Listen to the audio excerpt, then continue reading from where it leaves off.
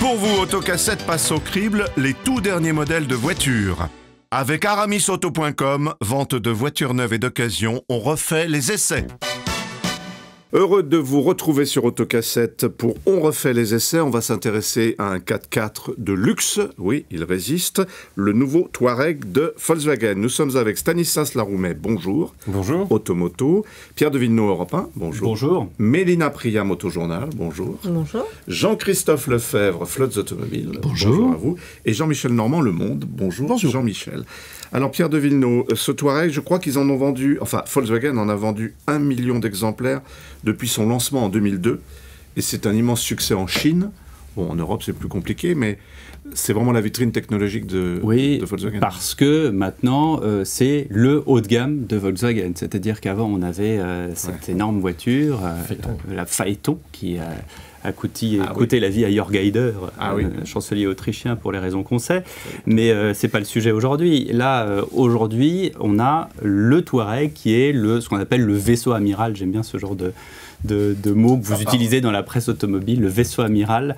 Et ça rejoint en fait la discussion qu'on a eue il y a quelques temps sur Ford. On disait qu'il n'y aurait plus de berline statutaire, que maintenant les hauts de gamme seront justement des 4x4. Ce haut de gamme et ce 4x4, c'est une voiture totalement de luxe. Il y a espace, calme, volupté à l'intérieur. Il y a cet énorme écran tactile qui d'ailleurs, moi, m'énerve un petit peu parce que, franchement, pour changer de station de radio ou pour baisser la clim, etc. Alors, attends, il faut aller là. Et puis, votre épouse qui vous dit, attends, mais regarde la route parce que là, il faut peut-être... Alors, donc, on fait les trucs finalement à l'arrêt. Ça laisse des traces de doigts. Ça laisse des traces de doigts. Mais bon, sur l'habitabilité, il y a beaucoup de place, mais on est dans une configuration comme sur le GLE Mercedes, comme sur le X5 BMW, pardonnez-moi, je vais encore revenir avec mes enfants, avec ma famille nombreuse, mais on est sur une banquette arrière où il y a 2 sièges et celui du milieu qui se fait avoir. Voilà, on n'est pas sur 3 sièges à peu près équivalents comme il y a sur l'Audi Q7 ou sur le XC90 de chez Volvo.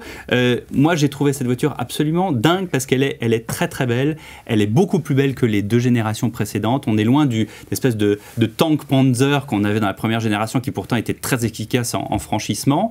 Il est un peu dans la continuité de la série 2.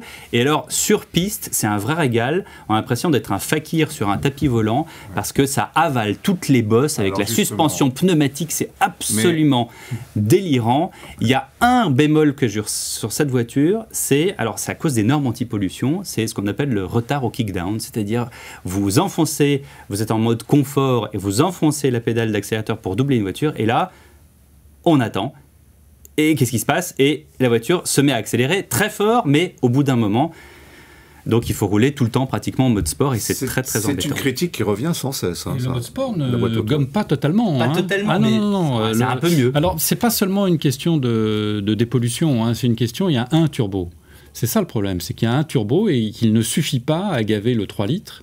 V6 et du coup il n'y a pas assez d'air qui rentre, il n'y a pas et je pense qu'ils vont modifier. Ingénieurs de Volkswagen. Non, ils peuvent faire des erreurs.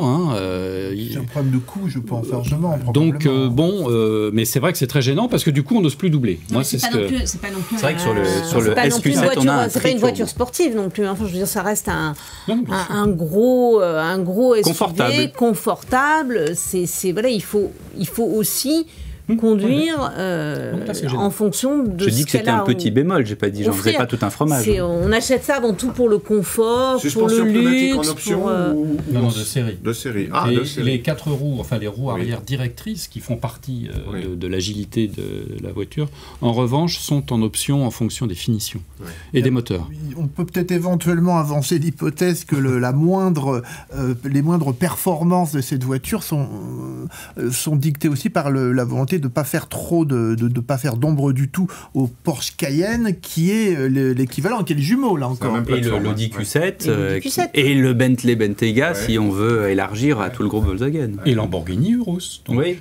Qui là pour le coup c'est plus un Q8. Ce qu'on peut regretter c'est qu'il n'y ait pas de version 7 places parce que on l'a vu d'ailleurs au dernier mondial de l'automobile, il n'y a que des nouveaux SUV, il n'y avait que Mercedes qui présentait un nouveau monospace, c'était la classe B, donc la tendance c'est vraiment au SUV et donc les familles nombreuses s'orientent de plus en plus vers les SUV Il n'y a pas de 7 places, mais ce qui est dommage aussi, c'est qu'aux États-Unis, ils vendent un 4x4 qui s'appelle l'Atlas, et lui existe en 7 places. Mais en Europe, par rapport à tous les modèles que vous venez de citer, je pense au X5 de BMW et les autres, quelle est la place du Touareg? Est-ce que c'est un modèle qui se vend bien? L'avantage du Touareg, c'est que c'est une voiture qui est beaucoup moins opulente.